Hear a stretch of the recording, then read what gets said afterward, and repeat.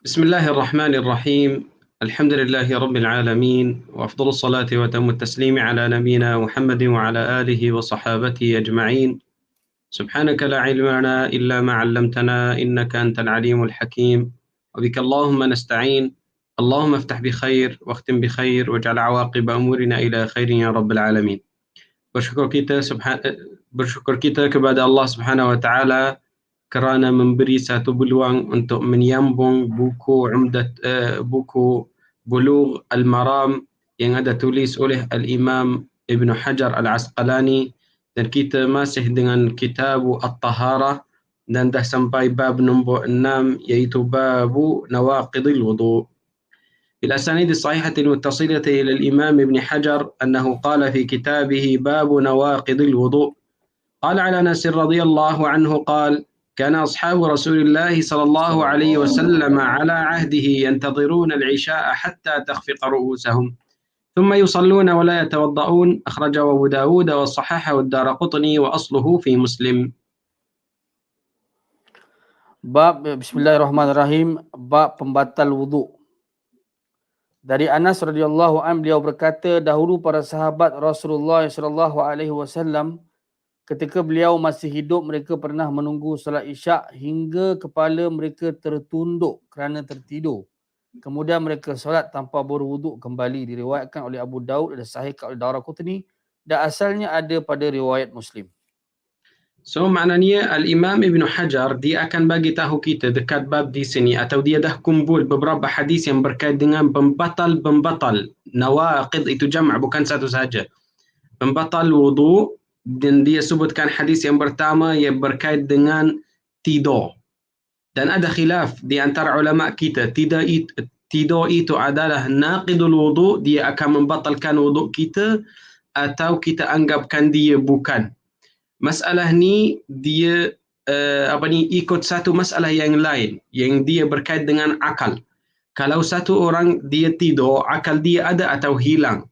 Sebab orang yang gila, masa yang dia akal dia balik, kita akan suruh dia untuk ambil mandi dan ambil wudu untuk solat. Sebab biasanya orang yang gila, yang akal dia tak ada, dia tak realize, dia tak tahu apa yang keluar daripada badan dia. Mungkin najasah keluar atau mani keluar, dia tak tahu. So di sini orang yang dia tidur, akal dia masih ada atau tidak. Okay, kalau kita kata ada, kenapa masa yang kita bercakap sama dengan dia atau dia nampak satu mimpi, macam dia tak ada. Tapi dalam masa yang sama, kalau akal dia hilang, mana dia jadi gila. Masa yang kita macam berhentikan dia, dia akan bangun. So khilaf ada di sini. So mengikuti mazhab Imam Syafi'i, tidur itu kalau satu orang dia tertidur, kita akan benar kepada dia dengan dua syarat. Syarat yang pertama, sambil dia berduduk, dia akan berduduk square. Bukan yang dia duduk macam ke belakang atau kanan atau kiri. Dia kena macam square. Kalau dia duduk berempat atau tak tahu apa panggil dia, kita akan Duduk benar atas, kepada dia. Duduk atas punggung, Ustaz. Atas bonggong yang betul-betul sama dengan lantai. Kalau salah satu macam ke kanan atau ke kiri, mungkin ada satu satu benda akan berlaku keluar daripada badan dia. Syarat yang kedua, tidur dia tak sangat mendalam atau dia tak sangat kuat. Kalau ada satu orang dia lalu sebelah dia, dia boleh berasa. Atau satu khutbah, kalau dia berhenti dia boleh bangun. Macam tu. Tapi kalau dia macam sangat kuat, ada satu orang panggil dia satu kali, dua kali, tiga kali dan gerakkan dia, baru dia bangun, itu yang mendalam, itu yang kuat. So dua syarat. Macam nu'as, macam nu'as. Nu'as itu yang sebelum tidur, yang kita panggil dia apa, doktor? Panggil dia sleepy, macam mana? Mengantuk. Mengantuk, itu nu'as. Kalau nu'as, tapi tidur itu adalah tidur. Ya, dia tak realize. Mungkin kadang-kadang dia nampak satu mimpi. Tapi masa yang kita bangunkan dia, walaupun ada nampak mimpi, tapi dia masih boleh bangun terus. Bukan yang banyak kali kena bangunkan dia. Okey, dengan dua syarat ni kita akan benar kepada dia, tak payah ambil wuduk yang baru.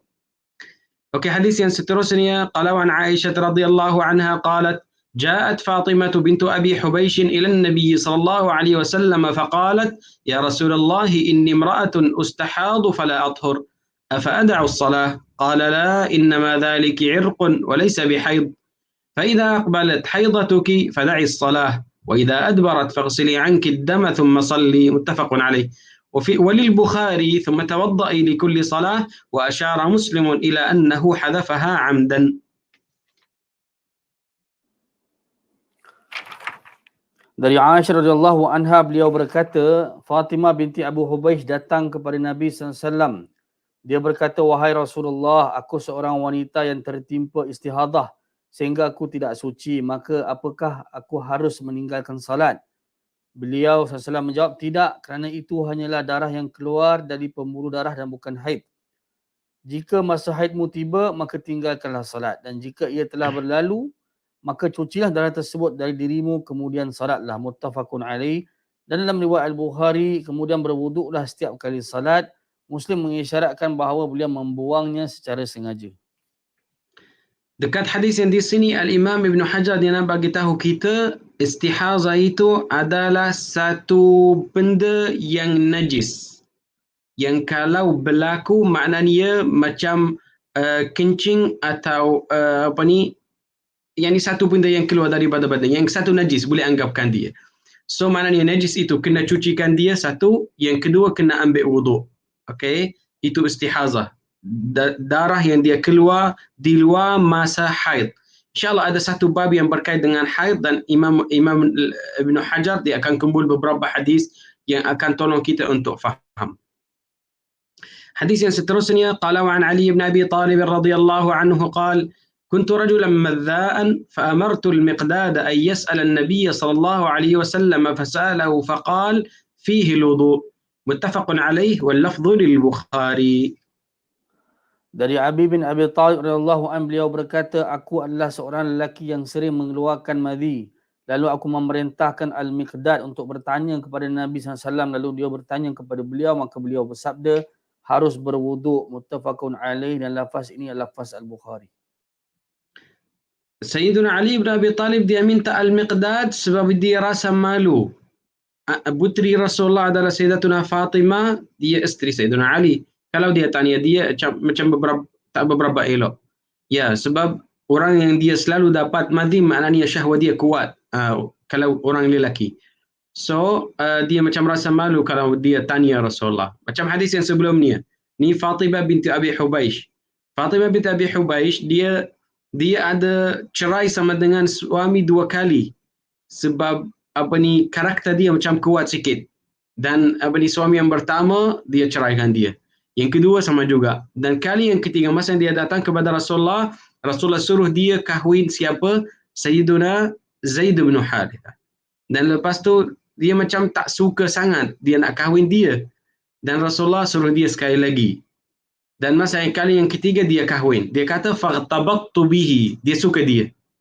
Kali yang dan dia tinggal sama dengan dia sampai dia mati. Sama dengan Sayyiduna Zaid bin Harithah. Dan di sini untuk madhi itu biasanya dia akan keluar masa yang rasa syahwat sangat atau fikir orang lelaki kalau dia fikir kadang-kadang dia keluar. Atau sama kalau dia duduk sama dengan isteri kadang-kadang dia akan keluar. So kalau dia keluar maknanya wuduk batal satu, dan madhi itu adalah najis, dia kena cuci. Cuci daripada badan dia dan daripada baju kalau dia tumpah di atas baju sama juga. So dia satu benda yang najis. So boleh kata Allah Subhanahu Wa Taala adil. Macam perempuan dia dapat istihazah dan dia kena ambil wuduk dan dia kena cuci apa semua sama dengan lelaki. Sama juga.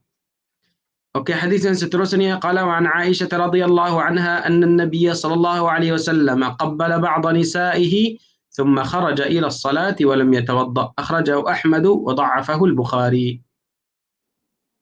Dari Aisyah radhiyallahu anha bahawa Nabi SAW pernah mencium salah seorang isterinya kemudian pergi solat dan tidak berwuduk lagi, diriwayatkan oleh Ahmad dan didaifkan oleh Al-Bukhari. Dan Al-Imam Al-Bukhari dia ikut Al-Imam Syafi'i, dia ambil riwayat yang kata hadis ni hadis daif. Dan Al-Imam Al-Bukhari dia ikut Al-Imam Al-Syafi'i hadis yang di sini. Tapi sebab hadis mazhab Imam Syafi'i nanti kita ada beberapa hadis yang berkait dengan sentuh. Apa hukum sentuh itu? Kalau mazhab Syafi'i, kalau dia sentuh dengan syahwat, tak ada syahwat, maksud tak maksa semua, dia kena ambil wudu yang baru. Ini mazhab Syafi'i.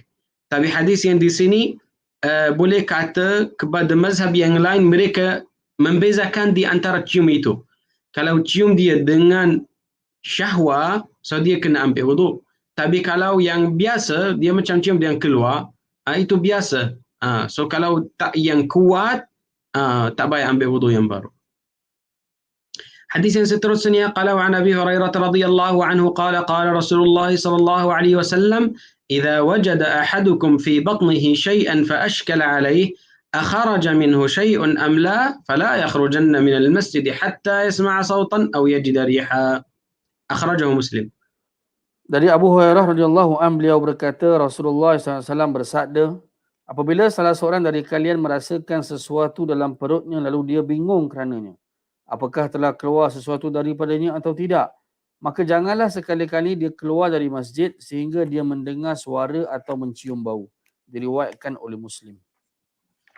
Okey, hadis yang di sini ulama kita mengeluarkan satu kaedah fiqhiyah yang kita selalu membina di atas dia, iaitu al-yaqinu la yazulu bisyak.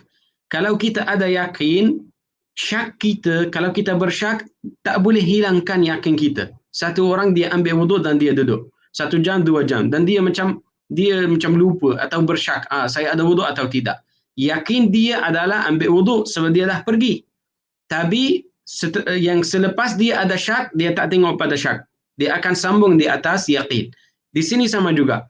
Kalau satu orang dia bersyak, ada satu benda yang keluar, tak keluar apa semua, jangan pergi kalau tidak ada yakin. Yakin dia adalah 3.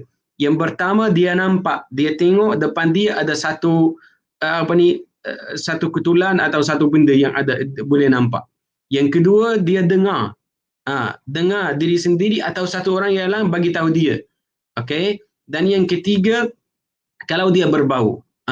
Itu mengikuti hadis yang di sini, kita boleh membina satu cara. Kalau satu orang dekat solat Jumaat, dia duduk di dalam masjid dan dia tertidur. Okey? Masa yang dia tertidur dan dia tak berduduk, okey, tak berduduk betul-betul sama dengan lantai, macam dia ke belakang sikit, dan sekarang macam mana? Dia kena pergi ambil wuduk dan solat Jumaat atau boleh sambung? Boleh tanya orang yang sebelah dia, ada dengar, ada berbau? Kalau mereka kata tidak ada, mereka kata boleh solat. Ya.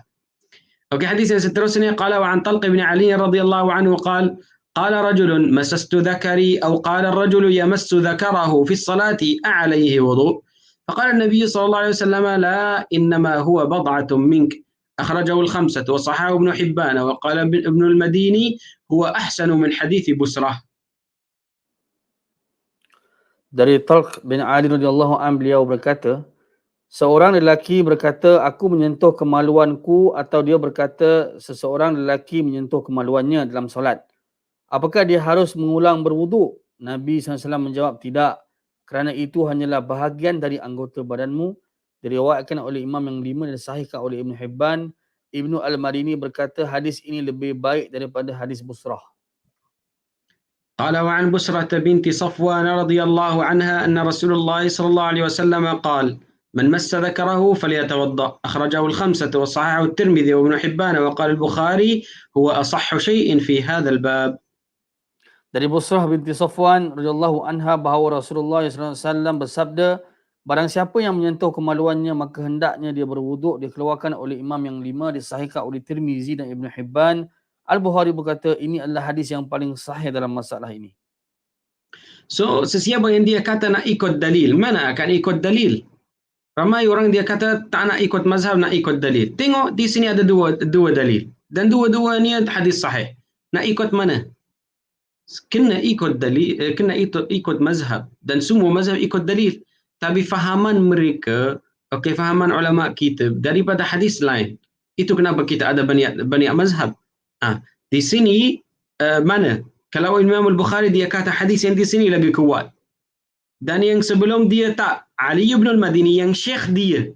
Syekh al-Imam al-Bukhari dia kata hadis tadi dia lebih baik ahsan, yani afdal. Lebih baik pada hadis Busra binti Safwan. Tengok ulama kita, ulama al-hadis yang besar, mereka ada khilaf di antara mereka. Mana kita akan faham? Yang satu orang dia akan belajar 1 tahun, 2 tahun, dia rasa macam alim ulama dan dia nak bagi fatwa. Mana boleh? Ya. So di sini mengikuti mazhab Imam Syafi'i, kalau dia sentuh dia dengan belakang tangan dia, tak payah ambil wuduk. Tapi kalau dengan tapak atau dalam dia, maknanya hukum dia kena ambil wuduk walaupun tak maksud dia. Dan di sini macam mana satu sahabat yang dia tersentuh kemaluan dia di dalam solat. Sebab mereka zaman mereka tak ada underwear. Mereka ada satu baju sahaja yang daripada atas ke bawah.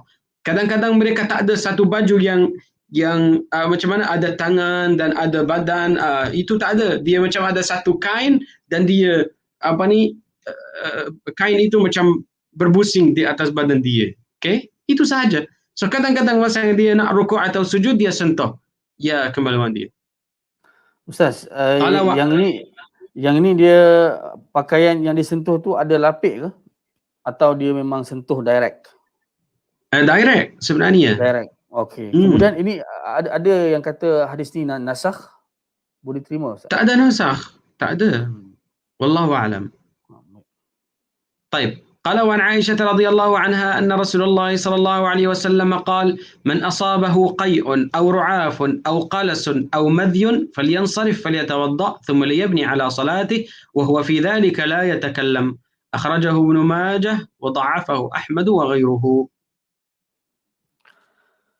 Dari Aisyah radhiyallahu anha bahawa Rasulullah sallallahu alaihi wasallam bersabda, barang siapa yang muntah, mimisan, keluar makanan atau minuman dari perut melalui mulut ataupun keluar mazi, maka hendaknya dia meninggalkan salatnya lalu berwuduk kemudian melanjutkan salatnya, sementara dalam semua itu dia tidak berbicara. Diriwayatkan oleh Ibnu Majah, didhaifkan oleh Ahmad dan lain-lain. Yang ketiga doktor apa dia? Yang ketiga.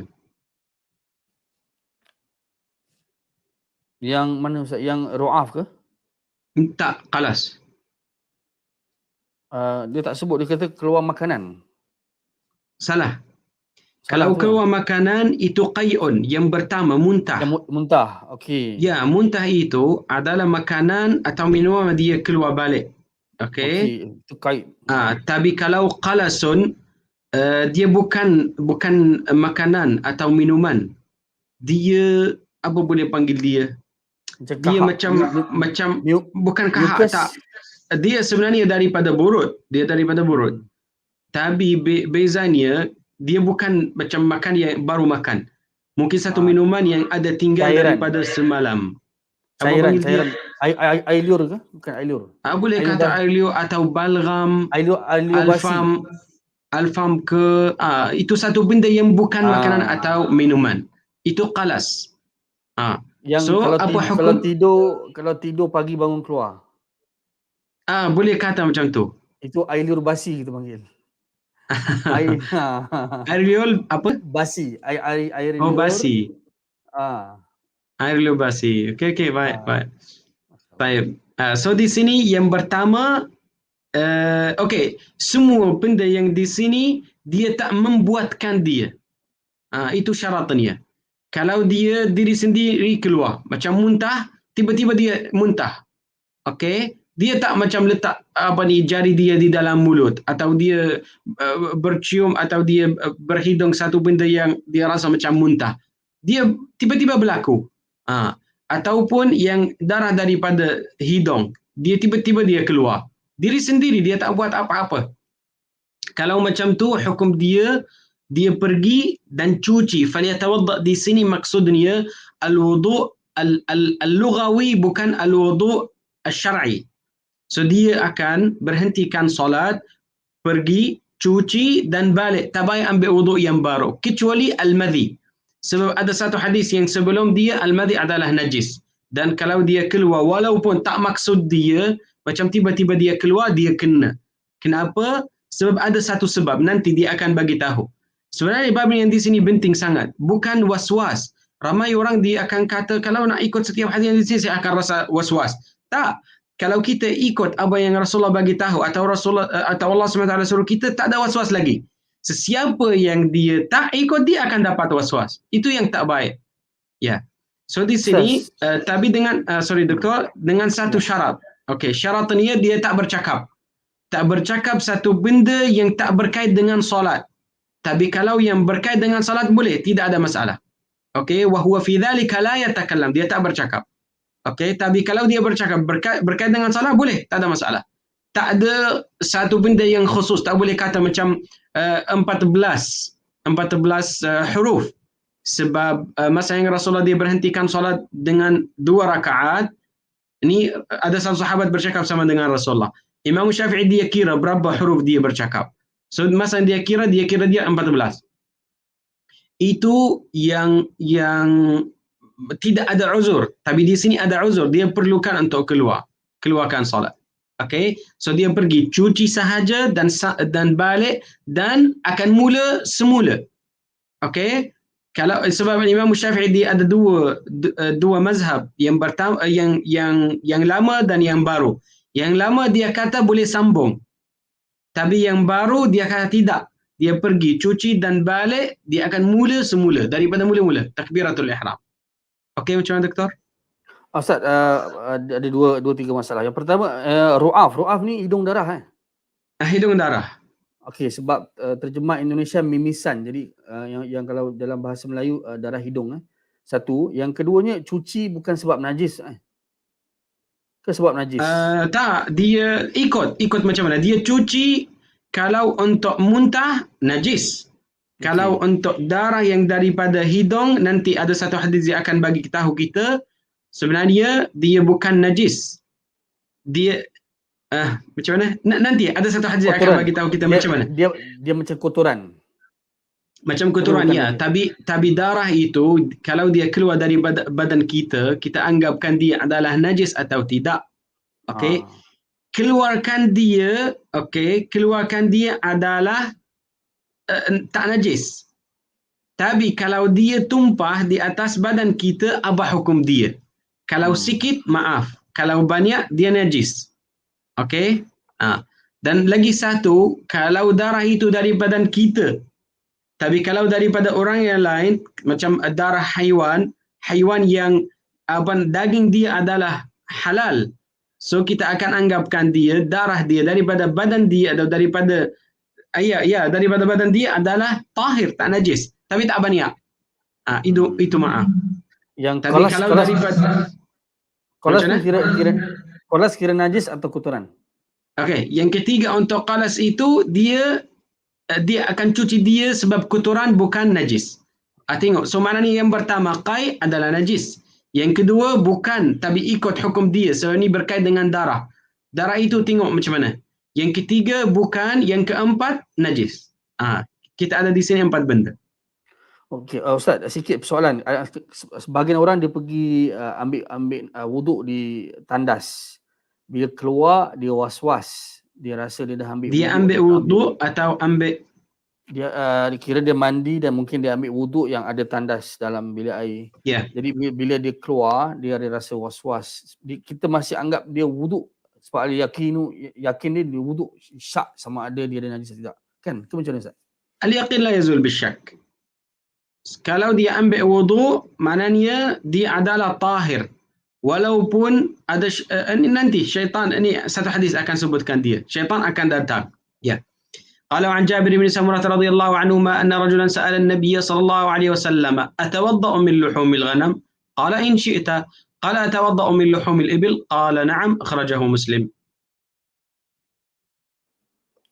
Dari Jabir bin Samurah radhiyallahu an bahawa seorang lelaki bertanya kepada Nabi SAW, apakah saya harus berwuduk kerana makan daging kambing? Nabi SAW menjawab, jika engkau mahu. Apakah saya harus berwuduk kerana makan daging unta? Nabi SAW menjawab, ya. Diriwayatkan oleh Muslim. Al-Imam Syafi'i kata, kalau hadis ni hadis sahih, itu mazhab saya. Sebab masa Imam Syafi'i dia cari pasal hadis yang di sini, dia tak jumpa dia adalah hadis sahih. Tapi selepas wafat Al-Imam Syafi'i, Al-Imam Muslim dia mengeluarkan dia buat takhrij dan dia kata hadis ini di sini hadis sahih. So, kita akan kata dia dalam mazhab Syafi'i, maknanya kena ambil wuduk daripada makanan daging unta. قال وعن أبي هريرة رضي الله عنه قال قال النبي صلى الله عليه وسلم من غسل ميتا فليغتسل ومن حمله فليتوضأ أخرجه أحمد والنسائي والترمذي وحسنه وقال أحمد لا يصح في هذا الباب شيء. Dari Abu Hurairah radhiyallahu anhu beliau berkata, Nabi SAW bersabda, barang siapa yang memandikan mayat, maka hendaklah dia mandi, dan barang siapa yang memikulnya, maka hendaklah dia berwuduk. Diriwayatkan oleh Ahmad, An-Nasai, At-Tirmizi, dan beliau menyatakan hasan. Ahmad berkata tidak ada satu pun hadis sahih dalam masalah ini. Al-Imam Syafi'i sama juga. So maknanya di sini lebih baik, boleh kata lebih baik kalau dia ambil wuduk. وعن عبد الله بن أبي بكر رضي الله عنهما أن في الكتاب الذي كتبه رسول الله صلى الله عليه وسلم لعمرو بن حزم أن لا يمس القرآن إلا طاهر رواه مالك مرسلا ووصله النسائي وابن حبان وهو معلول. Dari Abdullah bin Abu Bakar radhiyallahu anhuma bahawasanya dalam surat yang ditulis oleh Rasulullah sallallahu alaihi wasallam kepada Amr bin Hazm tertulis, hendaknya tidak menyentuh Al-Quran kecuali orang yang tersuci. Diriwayatkan oleh Malik secara mursal dan diriwayatkan oleh An-Nasai dan Ibn Hibban secara bersambung. Hadis ini dinyatakan memiliki ilal, memiliki kecacatan. Ya, ini hadis ma'lul, panggil dia hadis ma'lul sebab ada satu orang daripada isnadnya, nama dia Sulaiman bin Dawud al-Yamani, dan dia orang dhaif, hadis dia dhaif. Tapi ada lagi satu orang nama dia yang sama, Sulaiman bin Dawud tapi Al-Khawlani. Sulaiman ibn Dawud Al-Khawlani adalah thiqah, tidak ada masalah. Okey, hadis yang di sini Sayyidina Amr bin Hazm, dia daripada Al-Ansar, Rasulullah hantar dia ke Najran untuk ambil sedekah atau zakat. Masa yang Rasulullah hantar dia ke sana, Rasulullah tulis satu surat kepada dia. Hari itu umur dia 17 tahun sahaja. Dia belajar dan Rasulullah hantar dia.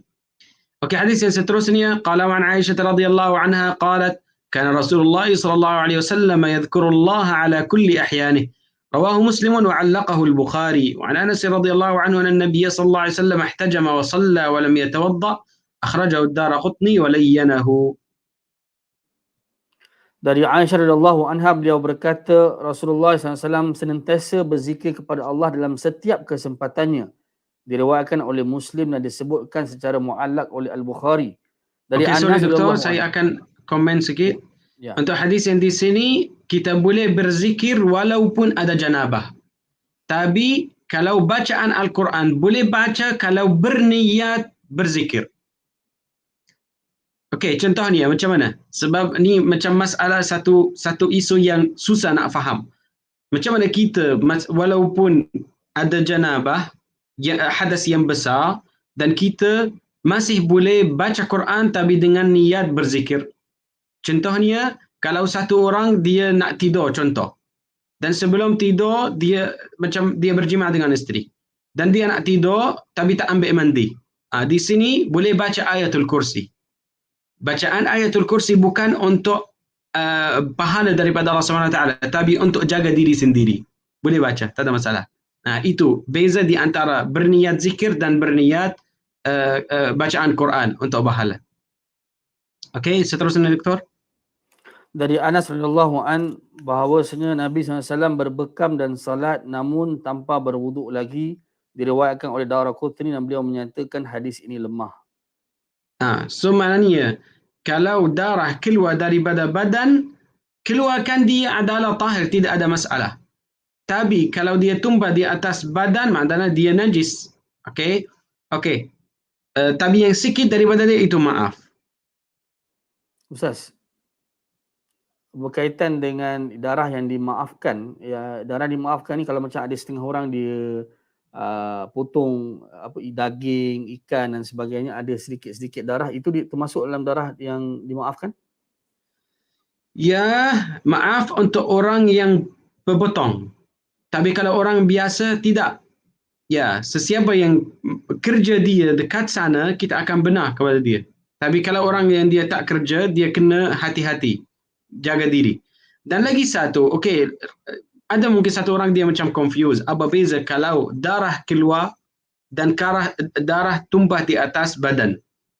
Bezanya, kalau darah keluar dan terus ambil dia, kayak macam berbekam.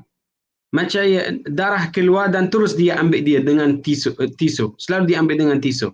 So, apa hukum wuduk dia? Masih ada, tak ada masalah. So, lepas habis berbekam, dia boleh pergi dan solat. Tapi, kalau darah itu dia tumpah di atas baju dia, dia kena cuci sebelum masuk solat. Tapi wuduk masih ada. Itu bezanya. Ya. قال عن معاوية رضي الله عنه قال قال رسول الله صلى الله عليه وسلم العين وكاء السهم فإذا نامت العينان استطلق الوكاء رواه أحمد والطبراني وزاد ومن نام فليتوضأ. وهذه الزيادة في هذا الحديث عند أبي داود من حديث علي دون قوله استطلق الوكاء وفي كلا الإسنادين ضعف.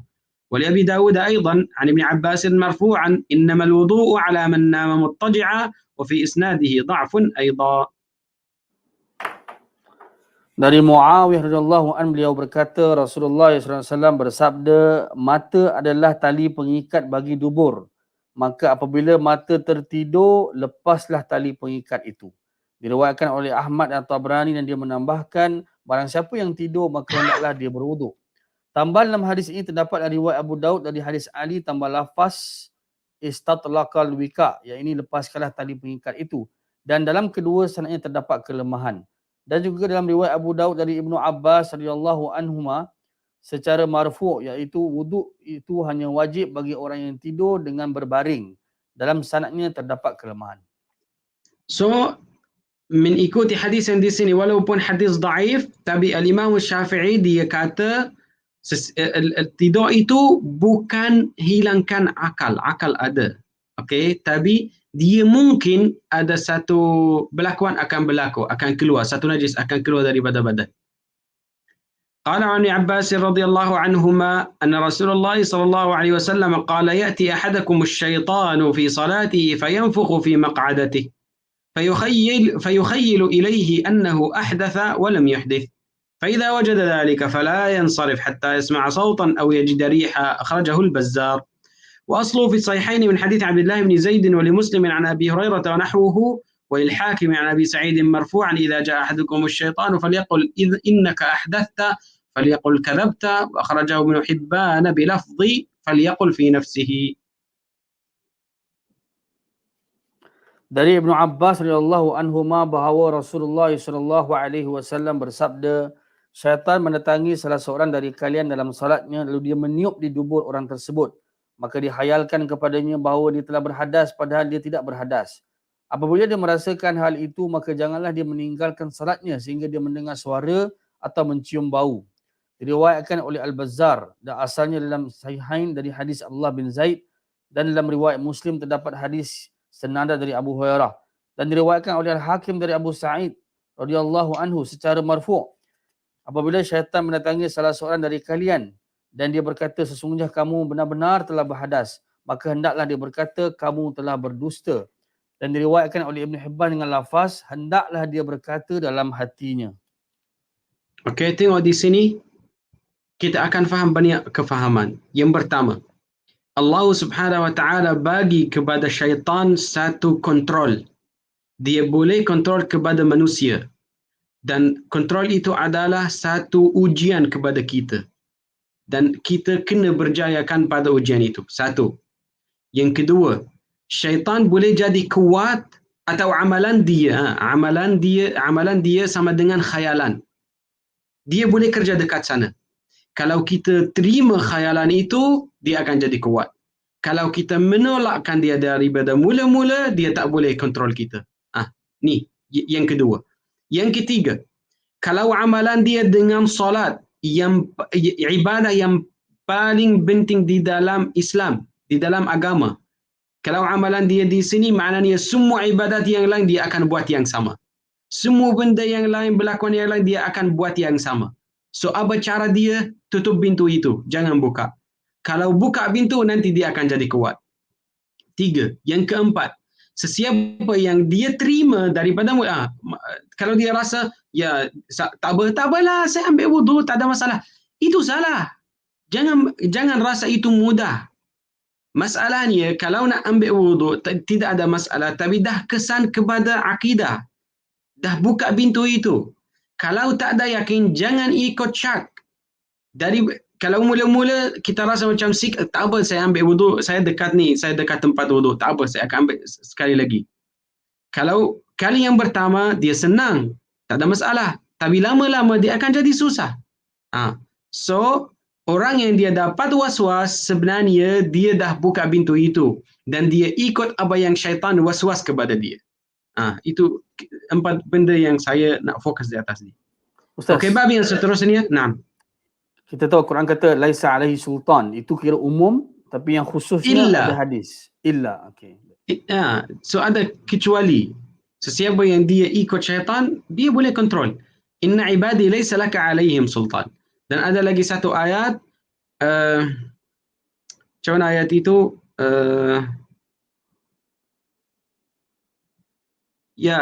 إنما سلطانه على الذين يتولونه. قال إن عبادي ليس لك عليهم سلطان إنما سلطانه, sultan dia atau kontrol dia على الذين يتولونه, sesiapa yang ikut syaitan walaupun sikit. Sebab masa yang dia kata belum ada wudu atau wudu tak sah dan dia kata okey tak apa, saya akan balik. Masa yang dia balik, dia ikut syaitan sebenarnya. اوكي قال باب آداب قضاء الحاجة عن أنس بن مالك رضي الله عنه قال كان رسول الله صلى الله عليه وسلم إذا دخل الخلاء وضع خاتمه أخرجه الأربعة وهو معلول. Bab seterusnya, bab adab buang hajat. Dari Anas bin Malik radhiyallahu anhu, beliau berkata, apabila Rasulullah SAW masuk ke bilik air, WC bilik air, beliau meletakkan cincinnya. Diriwayatkan oleh imam yang 4 dan hadis ini maklul, memiliki cacat. Sebenarnya bukan bilik air. Di sini dia kata al-khala'. Al-khala' maknanya satu tempat yang kosong. Sebab zaman Rasulullah, mereka kalau dia nak buang air atau yang kecil atau yang besar, dia akan keluar daripada Madinah ke satu tempat yang panggil dia al-manasi'. Dia pergi tempat itu dan dia akan buang air yang kecil atau yang besar dekat sana. Tempat lapang, Ustaz, bukan? Lapang boleh kata. Yang kosong. Al-khala' maknanya kosong. Okay. So di sini Al-Imam Syafi'i dia kata haram di atas semua orang kalau dia bawa zikir di dalam boleh kata tandas.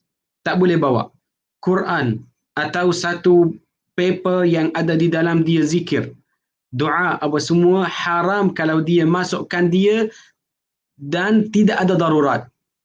Okay, tidak ada uzur, dia bawa dia macam tu.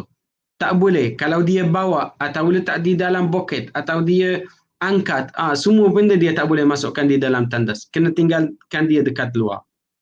وعنه قال كان رسول الله صلى الله عليه وسلم إذا دخل الخلاء قال اللهم إني أعوذ بك من الخبث والخبائث أخرجه السبعة.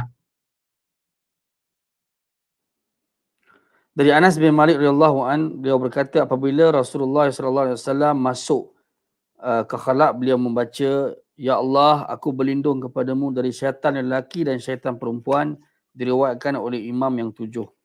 So zikir itu bukan di dalam, zikir itu di luar.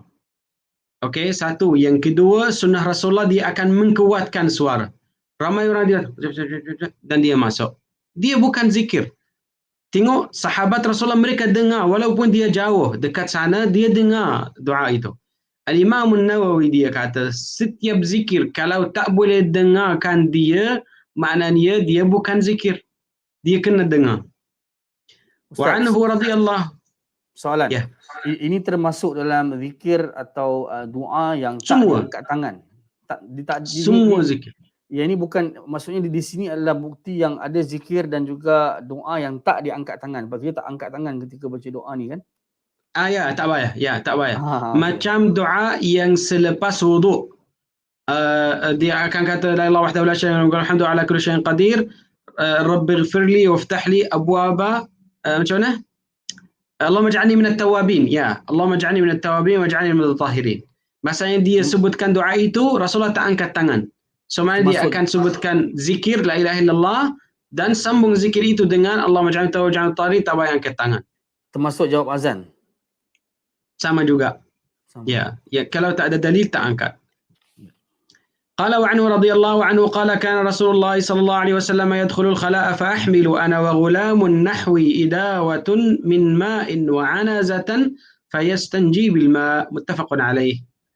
Dari Anas radhiyallahu anhu, beliau berkata Rasulullah SAW pernah masuk ke khala, lalu aku dan seorang anak sepertiku, iaitu seusia aku, membawa wadah kecil berisi air dan tombak pendek, lalu beliau beristinja dengan air itu. Muttafaqun alaih.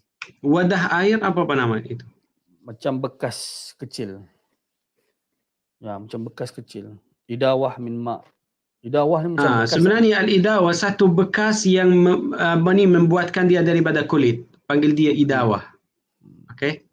Ya, so dia akan bawa kepada Rasulullah. Anazah tombak kecil. Tak, tungkat. Tungkat. Ya, tungkat itu dia akan letak dia di sebelah, dia macam pegang. Letakkan dia sebelah dan semua cecak dia sebelah dan dia akan angkat atau hang semua baju-baju dia di atas dia. Ya, so dia akan tolong untuk tutup. Kalau ada baju depan dia dan Rasulullah sebelah dia, orang lain tak nampak. Dan mengikuti hadis yang di sini, Rasulullah dia terus memakai air, tak memakai batu. Nanti ada beberapa hadis yang berkait dengan batu. Kita akan baca nanti. Qala wa 'an al-Mughirah bin Syu'bah radhiyallahu anhu qala li an-nabiy sallallahu alaihi wasallam khudh al-idawata fantalaqa hatta tawara 'anni faqada hajatahu. Muttafaqun alaih. Dari Al-Mughirah bin Syu'bah radhiyallahu anhu, beliau berkata Nabi SAW bersabda kepadaku, ambillah bejana kecil yang dari kulit, lalu beliau pergi sehingga boleh menutupi diri daripadaku, lalu beliau membuang hajat. Muttafaqun alaih. Dalil hadis ni dalil untuk mesti tutup aurat, wajib. Kalau satu orang dia buang air yang kecil atau yang besar dan dia tak tutup aurat, dia tak jaga diri sendiri, itu haram, berdosa. وعن أبي هريرة رضي الله عنه قال قال رسول الله صلى الله عليه وسلم اتقوا اللاعنين الذي يتخلى في طريق الناس أو في ظلهم. رواه مسلم. وزاد أبو داود عن أبو داود عن معاذ والموارد، ولأحمد عن ابن عباس أو نقع ماء وفيهما ضعف. وأخرج الطبراني النهي عن قضاء الحاجة تحت الأشجار المثمرة وضفة النهر الجاري من حديث ابن عمر بسند ضعيف. Dari Abu Hurairah radhiyallahu anhu, beliau berkata Rasulullah SAW bersabda, jauhilah dua penyebab laknat, iaitu orang yang buang hajat di jalanan manusia atau di tempat berteduh mereka. Diriwayatkan oleh Muslim. Dan Abu Daud menambah dari Muaz, dari sumber-sumber air, dan dalam riwayat Ahmad dari Ibnu Abbas atau dari air yang terkumpul, dan pada keduanya terdapat kelemahan. At-Tabrani meriwayatkan larangan buang hajat di bawah pohon yang berbuah dan tepi sungai yang mengalir dari hadis Ibnu Umar dengan sanad yang dhaif. Ya, walaupun tidak ada orang yang duduk dekat sana, kita dah pasti pokok yang di sini tak ada orang memakai dia di dalam di tengah padang pasir, tak ada orang, tak boleh. Walaupun kita dah pasti tidak orang duduk dekat sana. Okey, semua tempat itu adalah tempat laknat kalau dia buang air kecil atau besar. Satu. Yang kedua, ada satu hadis yang dhaif, laknat itu daripada Allah dan malaikat dan semua manusia. La'natullahi wal malaikati wan nasi ajma'in. قال وعن جابر رضي الله عنه قال قال رسول الله صلى الله عليه وسلم إذا تغوط الرجلان فليتوارى كل واحد منهما عن صاحبه ولا يتحدثا فإن الله يمقت على ذلك. رواه وصححه ابن السكن وابن القطاني وهو معلول. Dari Jabir radhiyallahu anhu, beliau berkata Rasulullah SAW bersabda, apabila dua orang buang hajat, maka hendaknya masing-masing dari keduanya menutupi diri dari temannya, dan janganlah kedua-duanya berbincang-bincang kerana Allah murkai hal itu. Diriwayatkan dan disahihkan oleh Ibnu As-Sakan dan Ibnu Al-Qattan, dan hadis ini ma'lul. Hukum yang pertama, dia mesti tutupkan aurat, dan dia kalau dia perlukan untuk menjauhi, dia akan menjauhi. Satu. Dua, kalau satu orang dia buang hajat, dalam masa yang sama dia bercakap dengan kawan dia yang dia buang hajat sama juga. Okey, amalan itu makruh karahat tahrimiyah, dekat pada haram. Tapi kalau kawan dia tak dia tak buang dia tak buat berhajat, tapi dalam masa yang sama dia macam dua orang, salah satu yang dia buang hajat. Dalam masa dia bercakap dengan kawan itu. Kawan itu dia tak buang air. Boleh tapi makruh. Sebenarnya makruh. So dia kata di sini fa innallaha yamqutu. Allah benci sangat berlakuan itu. Ustaz. قال عن أبي قتادة رضي الله عنه قال قال رسول الله صلى الله عليه وسلم لا يمسكن أحدكم ذكره بيمينه وهو يبول ولا يتمسح من الخلاء بيمينه ولا يتنفس في الإناء متفق عليه واللفظ لمسلم. Dari Abu Qatadah radhiyallahu anhu, beliau berkata Rasulullah SAW bersabda, janganlah salah seorang dari kalian memegang kemaluannya dengan tangan kanannya pada waktu kencing, dan janganlah mengusap dengan tangan kanan ketika buang hajat, dan janganlah bernafas di dalam bejana. Muttafaq alaih, yang lafaznya adalah lafaz Muslim. Tengok, amalan ni adalah haram di dalam mazhab Imam Syafi'i. Okey? Tapi khusus untuk keadaan masa yang dia buang air itu. Tapi kalau satu orang dia ambil mandi dan masa yang dia ambil mandi dia nak cuci tempat itu dengan tangan kanan, boleh, tidak ada masalah. Kalau dia untuk mandi atau dia nak macam dia nak pakai baju dia dan dia nak nak susun dengan tangan kanan, boleh, tak ada masalah. So hukum ni khas untuk sambil dia berhajat. Dia buang air. Dalam masa itu tak boleh. Masa yang najis keluar daripada tempat. Ustaz, kalau dia jaga parents yang tua atau dia take care, dia cuci kan, yang itu dia boleh guna tangan kanan, tak ada masalah. Sama atau juga. Kalau juga. aurat diri sendiri atau orang yang lain. Baik. Yang keduanya bila tutup, kita tahu ada hadis yang Fatimah pernah tutup Nabi dan sebagainya. So tutup tu maksudnya dia tutup tanpa melihat kan? Mesti dia tutup di belakang, betul? Tak pasti kalau muka dia kepada Rasulullah atau opposite. Sebab ada hadis yang kata tak boleh tengok aurat. Jadi dipahami ditutup secara belakang ke macam mana sebab? Ya, tapi kalau muka dia kepada dan dia tak tengok, boleh. Okay. Sebab aurat dia mula daripada pusat. Kalau dia tengok dekat atas, tak ada masalah. Baik. Ya. InsyaAllah. حديث seterusnya قال وعن سلمان رضي الله عنه قال لقد نهانا رسول الله صلى الله عليه وسلم أن نستقبل القبلة بغائط أو بول أو أن نستنجي باليمين أو أن نستنجي بأقل من 3 أحجار أو أن نستنجي برجيع أو عظم رواه مسلم. Dari Salman radhiyallahu anhu, beliau berkata, sungguh Rasulullah SAW telah melarang kita dari menghadap kiblat pada saat buang hajat atau kencing atau beristinja dengan tangan kanan atau beristinja dengan kurang dari 3 batu atau beristinja dengan kotoran binatang atau tulang, diriwayatkan oleh Muslim. So hadis yang di sini dia tak boleh, okey? Dia tak boleh ke arah kiblat mengikuti mazhab Imam Syafi'i kalau dia dekat padang pasir yang tak ada apa-apa, macam tempat kosong. Tapi kalau dia ada di dalam rumah, boleh, tak ada masalah. Boleh menunjuk kepada arah kiblat. Okey, ini satu. Yang kedua, dia tak boleh memakai tulang atau boleh panggil dia satu berak yang dia dah kering. Panggil dia raji'. Najis kering.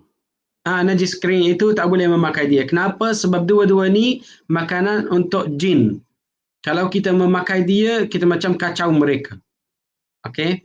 Dan yang ketiga, kalau dia nak memakai batu, dia kena memakai 3. Kalau dia ambil satu yang besar dan dia boleh boleh buang najis itu 3 kali, macam satu benda yang besar, sebelah sini satu, sebelah sini satu, sebelah bawah satu. Tak boleh. Dia kena ambil 3. So di sini dia kata biaqalla min 3. So Rasulullah dia dah sebutkan nombor 3. Ya. Ustaz, cuma istinja kalau najis tu sifatnya keras ataupun dia solid, Tapi kalau dia liquid macam orang kena diarrhea, kita boleh masih boleh guna batu. Tengok macam yang di sini, kenapa Rasulullah dia tak terima yang tulang itu? Ada satu ulama dia kata sebab makanan untuk jin, ada satu ulama dia kata sebab dia tak boleh ambil najis itu. Dia akan sebarkan najis sebenarnya. Dia tak ambil, dia tak potong. Ya.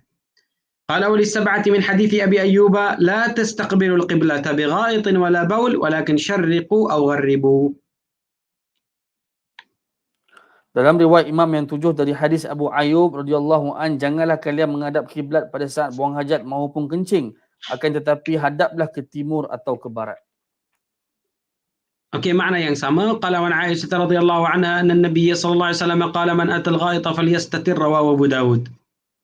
Dari Aisyah radhiyallahu anha bahawa Nabi SAW bersabda, barang siapa yang mendatangi tempat buang hajat maka hendaklah dia menutupi dirinya, diriwayatkan oleh Abu Daud. Okey, makna yang sama. Qala wa anha radhiyallahu anha anna an-nabiy sallallahu alaihi wasallam kana idza kharaja min al-gha'it qala ghufranak, akhrajahu al-khamsah wa sahahu Abu Hatim wal Hakim. Dari Aisyah radhiyallahu anha bahawa Nabi SAW apabila keluar dari tempat buang hajat, beliau mengucapkan ghufranak, iaitu aku mohon ampunanmu, diriwayatkan oleh Imam yang 5 dan disahihkan oleh Abu Hatim dan Al-Hakim. Kenapa mohon ampunan walaupun dia tak buat satu dosa?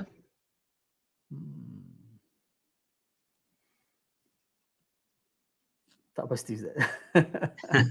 Tapi doa ni paling mudah hafal, orang banyak tak amal. Ya, di sini dia minta maghfirah daripada Allah Subhanahu Wa Taala sebab dia tak bagi membalas balik kepada Allah Subhanahu Wa Taala atas nikmat yang Allah dah bagi. Allah dah bagi rezeki, dah bagi makanan dan kita boleh makan, tidak ada masalah dekat mulut. Dan dia dah hadam atau dah proses di dalam badan, boleh keluarkan dia dengan semua, dan semua faedahnya tinggal di dalam badan. Apa yang buruk, yang tak baik, dia akan keluar daripada badan. Boleh kita membalas balik dengan semua nikmat itu? Kita tak boleh. Itu kita minta maghfirah daripada Allah Subhanahu Wa Taala. Ya. قال وعن ابن مسعود رضي الله عنه قال أتى النبي صلى الله عليه وسلم الغائط فأمرني أن آتيه ب3 أحجار فوجدت حجرين ولم أجد ثالثا فأتيت بروثة فأخذهما وألقى الروثة وقال هذا ركس أخرجه البخاري زاد أحمد والدارقطني إيتني بغيرها. Dari Ibnu Mas'ud radhiyallahu anhu, beliau berkata, Nabi SAW mendatangi tempat buang hajat lalu beliau memintaku untuk membawakan beliau 3 batu.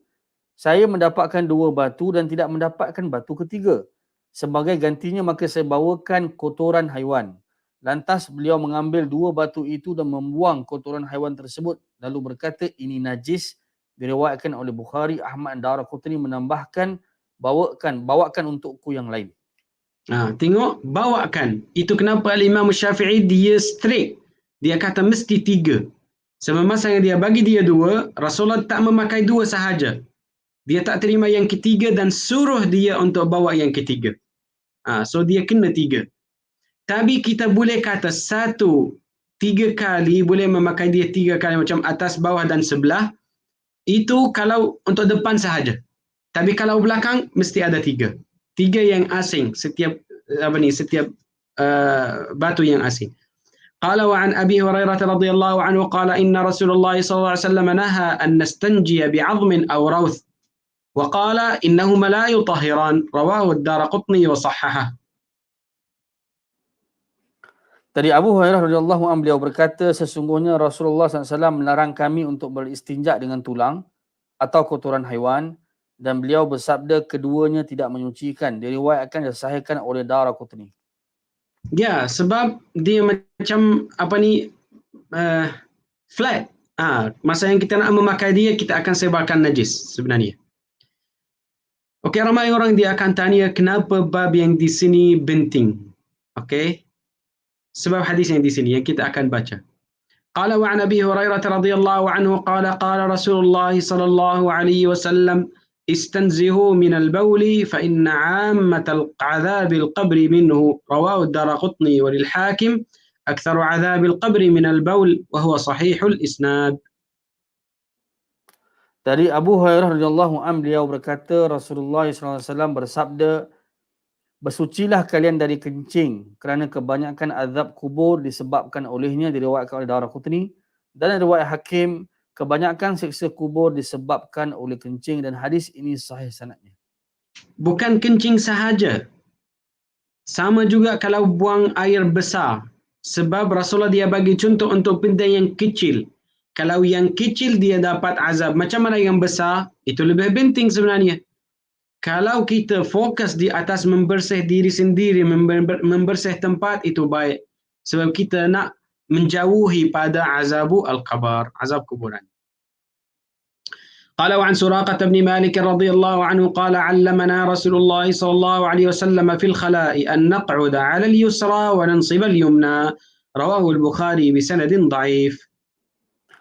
Dari Suraqah bin Malik radhiyallahu anhu, beliau berkata Rasulullah SAW mengajarkan kepada kami agar bertumpu di atas kaki kiri dan menegakkan kaki kanan pada waktu buang hajat, diriwayatkan oleh Al-Baihaqi dengan sanad yang dhaif. Macam mana mengangkat ni wanansibal yumna? Dia menegakkan kaki kanan. Nansab macam tegakkan kan? Macam erected. Okey, kita masa yang kita duduk di atas dua kaki, yang kiri tak tahu di sini nampak kanan atau kiri. Ni kiri saya, dia akan letak dia dekat belakang. Dan yang kanan dia letak dia dekat depan. So, kalau dia dekat depan, dia akan sengit ke sebelah kiri. Itu lagi senang untuk berak dia akan keluar daripada badan. Sebab perut kita macam sebelah kiri, dia akan keluar daripada sebelah kiri. Ya. So, itu sunnah Rasulullah. Boleh kata, dia akan bersandar di atas kaki kiri lebih berat pada kaki kanan. Boleh kata. قال وعن عيسى بن يزداد عن أبيه قال قال رسول الله صلى الله عليه وسلم إذا بال أحدكم فلينتر ذكره 3 مرات رواه ابن ماجه بسند ضعيف. Apabila kata Isa bin Yazdad dari ayahnya radhiyallahu anhuma, beliau berkata Rasulullah SAW bersabda, apabila salah seorang dari kalian kencing, maka hendaknya dia mendorong dan mengeluarkan apa yang ada dalam kemaluannya 3 kali, diriwayatkan oleh Ibnu Majah dengan sanad yang dhaif. Macam mana dia akan mengeluarkan dia? Faliantur, dia macam tekan ke macam mana Ustaz? Ya, kalau lelaki dan perempuan dua-dua, dia akan tekan di antara dua kaki. Masa yang dia dah kumpul dekat badan dia akan tekan dekat sini. Di antara dua kaki. Atau boleh kata bawah aurat. Kemaluan dia di sini. Dia akan tekan. Lelaki boleh tambah lagi satu, boleh buat macam ni. So dia boleh keluarkan dia. Sebab dia tekan, so dia akan tekan dulu, lepas tu dia akan keluarkan sampai terakhir. Tapi untuk perempuan dia tekan sahaja. Ustaz, ada yang kata berdehem. Adakah itu sunnah? Sama juga, ada satu hadis, baik, dia boleh. Hadis yang terakhir untuk majlis kita hari ini, qala wa 'an Ibn Abbas radhiyallahu anhuma anna an-nabiy sallallahu alaihi wasallam sa'ala ahla Quba' faqalu inna nutbi'u al-hijarata al-ma'. Rawahu al-Bazzar bisanad dha'if wa asluhu fi Abi Dawud wa at-Tirmidzi wa sahahahu Ibn Khuzaimah min hadits Abi Hurairah biduni dhikri al-hijarah. Dari Ibnu Abbas radhiyallahu anhuma bahawa Nabi SAW bertanya kepada penduduk Quba', maka mereka menjawab, sesungguhnya kami mengiringi penggunaan batu dengan air, diriwayatkan oleh Al-Bazzar dengan sanad yang dhaif, sedangkan asalnya terdapat dalam riwayat Abu Daud dan Tirmizi, dan Ibnu Khuzaimah mensahihkan dari hadis Abu Hurairah tanpa menyebutkan batu. Rasulullah dia tanya mereka sebab Allah bagi tahu Rasulullah, iaitu Allah suka ahli Quba'. Kenapa? Sebab mereka selalu kumpul di antara. Tapi sanadnya dhaif. Ya. Dan lagi satu, Rasulullah dia tak kumpul di antara batu dan air di dalam masa yang sama. Kalau Rasulullah dia dapat dua-dua, Rasulullah akan memakai air sahaja. Tapi kalau tak ada, dia akan memakai batu. Wallahu a'lam. Okey, kita akan berhenti di sini. Ustaz, okay, satu yang last. Tadi ada satu pendengar mengatakan disebutkan ghufranak sebab kita tak berzikir. Saya rasa menarik pandangan tu. Betul Ustaz? So dalam keadaan sebenarnya kalau satu orang dia berniat, tengok, ya ada satu opinion, tapi pandangan dia macam dhaif. Kenapa? Sebab kalau satu orang dia makanan dengan berniat taat Allah SWT dan dia masuk di dalam tandas berniat untuk buang atau menghilangkan satu benda yang halangkan kita pada ibadah atau pada taat Allah SWT. So semua amalan kita di dalam adalah ibadah. Walaupun kita buang najis. Tapi kalau niat kita nak macam taharah untuk salat, semua amalan kita di dalam tandas adalah ibadah. Walaupun kita di dalam. So, tapi yang lagi dekat sebenarnya macam syukur pada nikmat yang banyak nikmat yang kita tak membalas balik kepada Allah SWT. Okey, kita akan berhenti di sini insya-Allah dan akan sambung minggu depan dengan bab yang ke-8. Subhanakallah wa hamdika nasyhadu an la ilaha illa anta nastaghfiruka wa natubu ilaik. Wal 'asr inna al-insana fi khusr alladhina amanu wa 'amilus salihati wa tawassaw bil haqqi wa tawassaw bis sabr. Jazakumullah khairan doktor. Assalamualaikum. Barakallah. Assalamualaikum.